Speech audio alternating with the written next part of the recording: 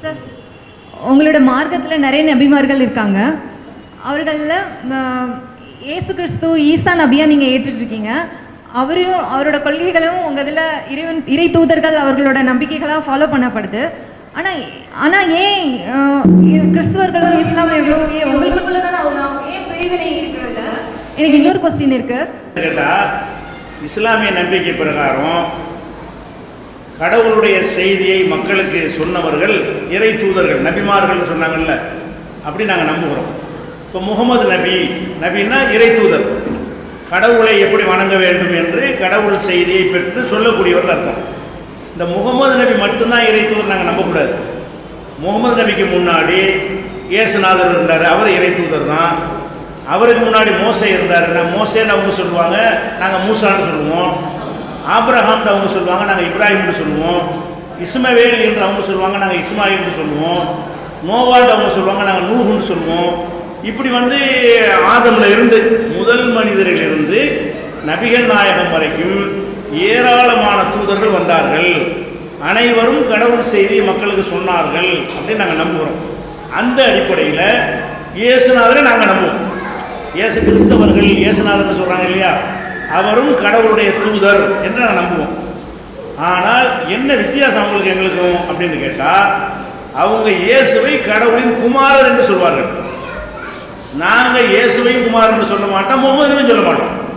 முகமது நபியும் அல்லாஹ்வுடைய அடிமை தான், இயேசுவும் அல்லாஹ்வுடைய அடிமை தான். அல்லாஹ்ங்கிற கடவுளுடைய தன்மையை எந்த நபிமார்களும் அடைய முடியாது, எந்த மனிதனும் அடைய முடியாது அப்படின்னு நாங்கள் நம்புகிறோம். அதனால தான் முகமது நபியை நாங்கள் கடவுளுடைய மகன் சொல்ல மாட்டோம். முகமது நபியை நாங்கள் எப்படி நம்பணும்னு கேட்டால், இறைவனுடைய அடிமை, இறை தூதர், இப்படி தான் நாங்கள் நம்பணும். இயேசுவை அப்படி நம்பக்கூடாது வைங்களேன். இப்போ என்ன பிரச்சனை வருதுன்னு கேட்டால், இயேசுவை கடவுளுடைய குமாரன்னு சொல்கிறாங்கல்ல, இந்த கொள்கை இயேசு உண்டாக்குனது கிடையாது, நல்லா தெரிஞ்சுக்கணும். அப்போ இயேசுடைய விஷயம் இருக்குதா? அந்த கொள்கையை பொறுத்த வரைக்கும் அவர் ஒரு இறைவனைத்தான் வணங்க சொன்னார். நீங்கள் இப்போ இருக்கிற பைபிளை எடுத்து பாருங்கள், இயேசு பேசின விஷயங்களை எடுத்து எழுதியிருப்பாங்க. அது என்ன சொல்லுவார்? நீ ஒரு இறைவனைத்தான் வணங்க வேண்டும், முழு அன்போடும் முழு இருதயத்தோடும் நினைவு கூறுவாயாக, அந்த பிதா அல்லாமல் வேறு பிதா உனக்கு இல்லை அப்படின்னு சொல்லுவார். அதே மாதிரி நிறைய வசனங்கள் இயேசு சொன்னது பைபிளில் எப்பவும் இருக்கிறது. அவர் போதிச்சதெல்லாம் என்னன்னு கேட்டால், ஒரு கடவுளை வணங்குங்கள். முகமது நபி என்ன போதித்தாரோ அதைத்தான் இயேசுவும் போதித்தார். எந்த அளவுக்கு போதித்தார்னு கேட்டால், ஒரு அம்மா வர்றாங்க,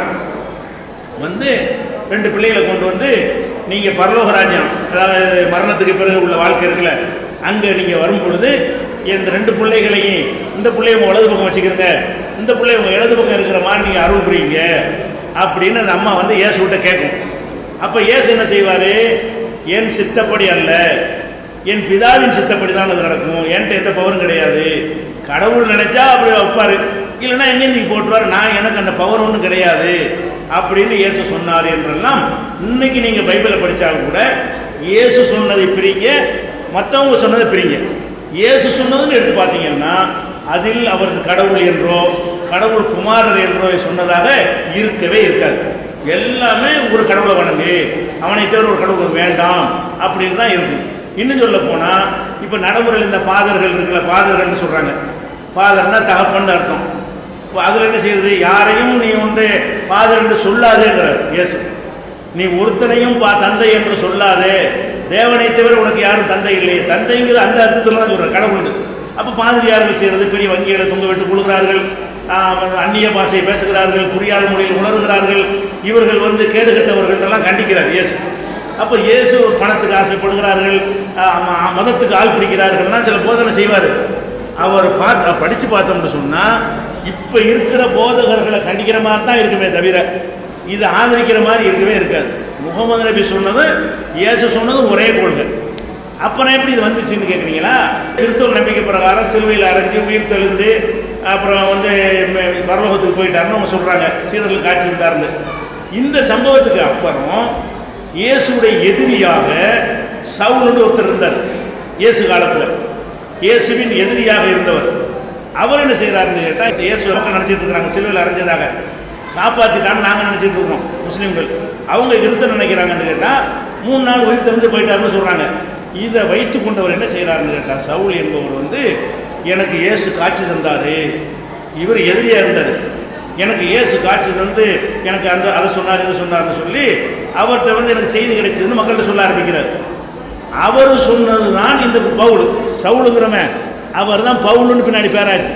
இந்த பால்னு ஜான் பால் அந்த பால்னு பேர் சேர்க்குறாங்கல்ல, அந்த பவுல் அடிகள். இந்த பவுல் அடிகள் என்பவர் இயேசுக்கு எதிராக இருந்து இயேசுக்கு பின்னாடி இந்த கொள்கையை கொண்டு வர்றார். இந்த கொள்கை, இயேசு நமக்காக ரத்தம் சிந்தினார், அதை நம்ம பாவத்தை சுமந்து கொண்டார். ஆதாம் பாவம் செஞ்சாரு, அதனால நம்ம பாவியா பிறக்கிறோம். இந்த பாவத்தை சுமந்து கொள்வதற்காக வேண்டி இயேசு தன்னையே கொடுத்தார் அப்படின்னு சொல்லி ஒரு நம்பிக்கையை கொண்டு வர்றாங்க. நீங்க எப்ப கிறிஸ்தவன் ஆக முடியும்னு கேட்டா, நமக்காக இயேசு ரத்தம் சிந்தினார் அப்படின்னு நம்பணும். இப்படின்னு ஒரு கொள்கை பவுல் சொல்றாரு. இது பவுல் தான் சொன்னாரே தவிர, இயேசுக்கு பின்னி தான் சொன்னாரே தவிர, அப்படித்தான் பைபிள்ல இருக்கே தவிர இயேசு சொன்னதாக இல்லை. அப்ப நீ என்ன பார்க்க வேண்டியிருக்குன்னா, இயேசு சிலுவையில் அறைய போறாங்கல்ல, அப்ப இயேசு என்ன சொல்றாரு தெரியுமா? ஏலி ஏலி லாமா சபக்தானி அப்படிங்கிறார். என் தேவனே ஏன் என்னை கைவிட்டு விட்டான்னு கேட்கிறார். அவர் எங்க பலியானாரு? அவரை விரும்பி பலியானாருங்கிறாங்க. பைபிளே சொல்லு விரும்பிலாம் பலியாகலன்னு சொல்லி. அவர் பலியாக கொடுப்பது கடவுள்கிட்ட கெஞ்சிறாரு, கடவுளை என்னை காப்பாத்து, எனக்கு மேல ஒரு கடவுள் இருக்கிறாருன்னு தான் அந்த அழுதழுது வரலாபித்தாரு. அழுதழுது கெஞ்சினார்லாம் பைபிள்ல வருது. என்னை காப்பாற்றி விடும், என்னை எடுத்து போடும் இந்த துன்பத்தினை அப்படின்னு கெஞ்சினாரு. இரவு முழுதும் ஜெபம் பண்ணி கொண்டே இருந்தார் கடவுள்கிட்ட. அப்படின்லாம் இருக்கும் பொழுது அவர் இப்படி கடவுள் ஆவாரு? பைபிளில் பார்த்தீங்கன்னா சாப்பிட்டாருன்னு வருது, சாப்பிட்றவர் கடவுளாக இருப்பாரா? குடிச்சார்னு வருது, கடவுளாக இருக்க முடியுமா? இப்படி நிறைய மாற்றங்கள் இருக்குது. அந்த மாதிரி பவுல் இது தெரிஞ்சு கொள்வதாக இருந்தால் நம்ம சொல்ல வேணாம். ஒரு பெரிய வரலாற்று மைக்கேல் ஹார்ட்னு ஒரு வரலாற்று ஆசிரியர், உலகத்தில் சிறந்த வரலாற்று ஆசிரியர்கள் அவர் ஒரு ஆள். அவர் என்ன செய்யறாருன்னா, த 100 ஒரு புக் எழுதுறாரு.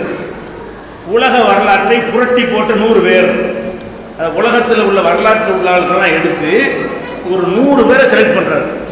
பல்லாயிரக்கணக்கானதை எடுத்து அதில் 1000 எடுத்து அதில் அப்படியே பிரித்து கொண்டு வந்து ரொம்ப ஒரு தாக்கத்தை ஏற்படுத்திய ஒரு 100 பேர் என்ன செய்யறாரு, எழுதி த 100 புக் வெளியிடுறாரு. அது தமிழ்லையும் 100 பேர்னு வந்திருக்கு. அந்த புஸ்தகம் தமிழா உலகம் முழுவதும் எல்லா மொழிகள்லையும் மொழிபெயர்க்கப்பட்டிருக்கிறது. அந்த 100ங்கிற புக்கில் அவர் முதல் ஆளாக இந்த உலகத்தில் உள்ள மனிதர்கள் எல்லாம் ஒரு ஆளுக்கு முதலிடம் கொடுப்பதாக இருந்தால் முகமது நபின்னு போடுறார். இந்த உலகத்தில் உள்ள ஆட்கள்ல இருந்து 100 பேரை பொறுக்கி அந்த 100ல் ஒரு ஆளை நான் போடுவதாக இருந்தால் முகமது நபின்னு போடுறாரு. ஐன்ஸ்டீனை 2வது இடத்துல போடுறாரு. 3வது இடத்துல இயேசுநாதர்னு போடுறாரு. இயேசுக்கு 3வது இடம் தான் கொடுக்குறாரு. அப்ப என்ன செய்யறாரு, முன்னுரையில் அதை பற்றி குறிப்பிடுறாரு. நான் கிறிஸ்தவனாக இருந்தும் இயேசுவுக்கு நான் ஏன் முதலிடம் கொடுக்கவில்லை என்று நீங்கள் நினைக்கலாம், முகமதுக்கு ஏன் கொடுத்தோம்னு நினைக்கலாம்.